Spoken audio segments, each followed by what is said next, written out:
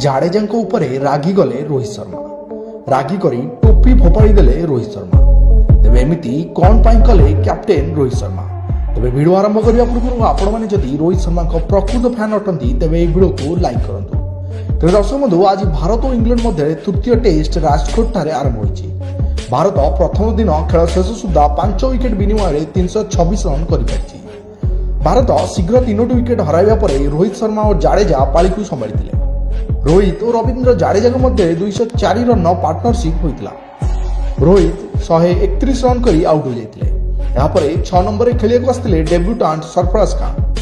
ସରଫରାଜ ଭଲ ବ୍ୟାଟିଂ ମଧ୍ୟ କରିଥିଲେ। 48 ବଲ୍ରୁ ଅର୍ଦ୍ଧଶତକ ହାସଲ କରି ସରଫରାଜ ଡେବ୍ୟୁ ଟେଷ୍ଟରେ ସବୁଠାରୁ ଦ୍ରୁତତମ ଅର୍ଦ୍ଧଶତକ କରିବାର ରେକର୍ଡ ମଧ୍ୟ ନିଜ ନାଁରେ କରିଥିଲେ।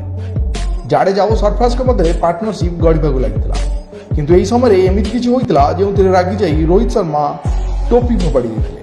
କଥା କ'ଣ, 42ତମ ଓଭର ଚାଲୁଥାଏ, ବୋଲିଂ କରୁଥାନ୍ତି ଜେମ୍ସ ଆଣ୍ଡରସନ୍। ଜାଡେଜା ଏହି ସମୟରେ 99 ରନ୍ରେ ଖେଳୁଥାନ୍ତି।